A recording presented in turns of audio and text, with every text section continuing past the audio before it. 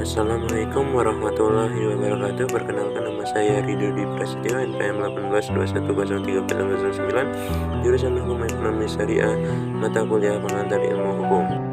Saya di sini akan menjelaskan tentang konsep dasar pengantar ilmu hukum dan tata hukum Indonesia. Pengertian ilmu hukum. Ilmu hukum adalah ilmu pengetahuan yang mempelajari hukum secara umum dan memberikan pandangan umum secara ringkas mengenai seluruh ilmu pengetahuan hukum dan mengenai kedudukan ilmu hukum di samping ilmu-ilmu lainnya. Ruang lingkup pengantar ilmu hukum. Yang pertama, hukum sebagai norma hukum sebagai kaidah yang menempatkan hukum sebagai pedoman yang mengatur kehidupan dalam bermasyarakat agar tercipta ketentraman dan ketertiban. Yang kedua, hukum sebagai gejala perilaku di masyarakat. Hukum sebagai suatu keadaan atau gejala sosial yang berlaku di masyarakat sebagai manifestasi dari pola tingkah laku yang berkembang. Yang ketiga, hukum sebagai ilmu hukum terbagi dalam dua pengertian, yaitu ilmu hukum dalam arti luas dan dalam arti sempit. Objek kajian ilmu hukum. Objek ilmu hukum adalah hukum.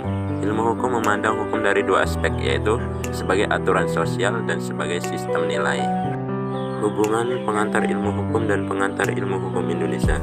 Pengantar ilmu hukum mempelajari dasar-dasar dari ilmu hukum secara umum atau yang berlaku universal. Sedangkan pengantar ilmu hukum Indonesia mempelajari konsep-konsep, pengertian dasar dan sejarah hukum serta teori hukum positif Indonesia. Tata hukum Indonesia.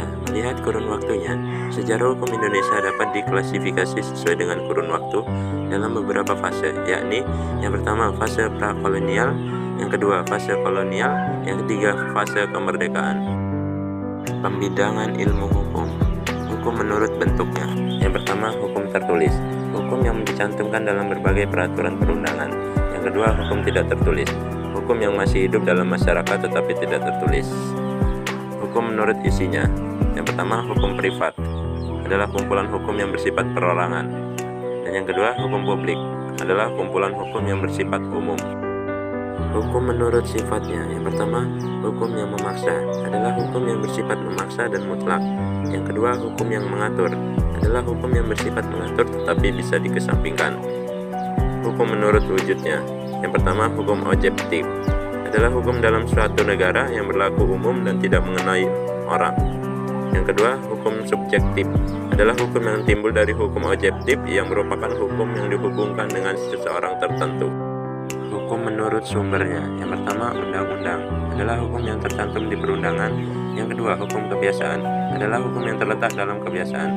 Yang ketiga, hukum traktat adalah hukum yang ditetapkan oleh negara di dalam suatu perjanjian.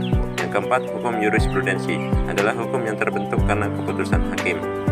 Hukum menurut waktu berlakunya. Yang pertama, ius constitutum adalah hukum yang berlaku sekarang.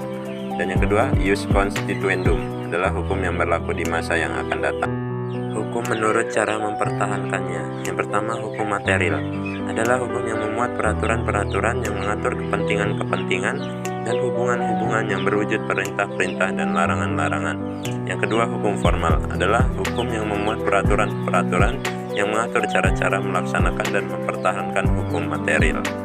Ilmu bantu pengantar ilmu hukum. Yang pertama, sejarah hukum, yaitu suatu disiplin ilmu yang mempelajari asal-usul terbentuknya dan perkembangan suatu sistem hukum dalam suatu masyarakat tertentu. Yang kedua, sosiologi hukum, yaitu suatu cabang ilmu pengetahuan yang secara empiris dan analitis mempelajari hubungan timbal balik antara hukum sebagai gejala sosial dengan gejala sosial lainnya. Yang ketiga, antropologi hukum, yakni suatu cabang ilmu pengetahuan yang mempelajari pola-pola sengketa dan penyelesaian pada masyarakat sederhana maupun masyarakat yang sedang mengalami proses perkembangan dan pembangunan. Yang keempat, psikologi hukum, yakni suatu cabang pengetahuan yang mempelajari hukum sebagai suatu perwujudan perkembangan jiwa manusia. Metode pendekatan pengantar ilmu hukum. Dalam pengantar ilmu hukum memiliki metode pendekatan diantaranya adalah sebagai berikut. Yang pertama, metode idealis, bertitik tolak dari pandangan bahwa hukum sebagai perwujudan dari nilai-nilai tertentu dalam masyarakat. Yang kedua, metode sistematis, metode yang melihat hukum sebagai suatu sistem. Yang ketiga, metode sosiologis, metode yang bertitik tolak dari pandangan bahwa hukum sebagai alat untuk mengatur masyarakat. Terima kasih telah menonton video ini. Semoga bermanfaat. Wassalamualaikum warahmatullahi wabarakatuh.